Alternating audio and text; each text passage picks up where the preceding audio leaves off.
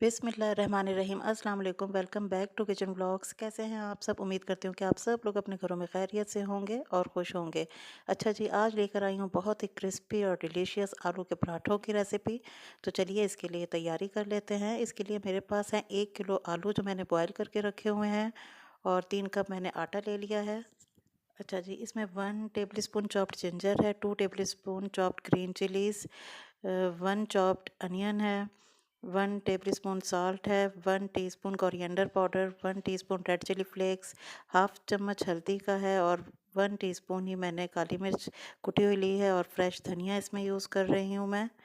तो ये हमने इसकी तैयारी कर ली है। तो चलिए अब इसकी आटा वगैरह गूंथते हैं। ये आटा मैंने गंदम का आटा लिया है। आप चाहें तो हाफ़ आटा गंदम का और मैदा भी मिक्स कर सकते हैं और नॉर्मल जैसे रोटियों का आटा गूंथते हैं बिल्कुल उसी तरह गूंथना है, ना सॉफ्ट ना हार्ड। अच्छा, यहाँ आलू मैं एक मैशर से मैश कर रही हूँ। तो आप चाहें तो कूटी में भी कूट सकते हैं। बस ये अच्छी तरह से इसका मिक्सचर तैयार करना है।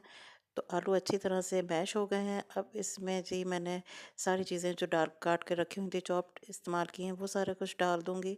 सारे पाउडर मसाले भी डाल दिए। तो बहुत अच्छी सी कलरफुल सी इसकी फिलिंग तैयार होगी। अब साथ ही जो हरा धनिया मैंने अच्छी तरह से वॉश करके रखा था वो इसमें डाल दिया। हरा धनिया इसमें ज़रा ज़्यादा जाता है, पराठों में बहुत अच्छा लगता है ये देखिए जी। अब इसको अच्छी तरह से करेंगे मिक्स। ग्लव्स मैंने पहन लिए हैं ताकि हाथ पे मिर्च ना लगे। तो ये बहुत ही कलरफुल सा इसका मटेरियल तैयार हो रहा है।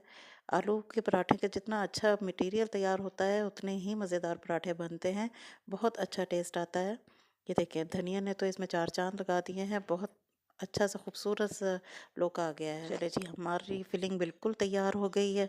अब इसे अलग करके रख लेंगे और अब पराठों की तैयारी करते हैं। बिस्मिल्लाहिर्रहमानिर्रहीम। अब मैंने दरमियाने साइज़ के छोटे पेड़े लिए हैं क्योंकि मैं छोटे पेड़े बना रही हूँ। तो बहुत ही आसान तरीका आज आपको मैं बताऊँगी। इस तरह पेड़ा लेके हाथ पे थोड़ा सा ऐसे बड़ा करना है और इसे एक कटोरी की शक्ल में बना लें और इसमें अब रख देंगे जी फिलिंग जो हमारी बहुत ही खूबसूरत सी तैयार हुई है। अब इसे रख के तो इस तरह हाथ की मदद से इसे फोल्ड करते जाएंगे, बंद कर देंगे इसका मुंह सारी तरफ से और इस तरह बल देते हुए इसको यहीं फिक्स करके सेट कर देंगे इस तरह से। ये देखें जी, ये हमारा बहुत अच्छा सा फिलिंग इसके अंदर तैयार हो गई है, भर गई है। अब इसे हाथों की मदद से थोड़ा थोड़ा सा बड़ा करूँगी और फिर इसे बेलने से बेलेंगे लेकिन थोड़ा सा हाथों से बड़ा कर लेंगे। इससे इसकी फिलिंग बाहर नहीं आएगी और इस तरह आप इसे हल्के हाथों से बेलेंगे ताकि फिलिंग बाहर ना आए। तो ये इस तरह बहुत क्रिस्पी पराठे बनते हैं। इसका एक और तरीका तो है, रोटी के अंदर फिल कर देते हैं लेकिन उससे ज़्यादा क्रिस्पी नहीं बनते। इस तरह बहुत अच्छा क्रिस्प सा पराठा तैयार होगा हमारा इंशाल्लाह ताला। ये मैंने इसे तवे पे डाल दिया है, तैयार हो गया है। और अब इसे जब एक तरफ से सेक लग जाए तो फिर इसे टर्न कर दें और फिर इसे थोड़ा सा कुकिंग ऑयल लगा कर तो मीडियम फ्लेम पर इसे क्रिस्पी सा हम सेकेंगे।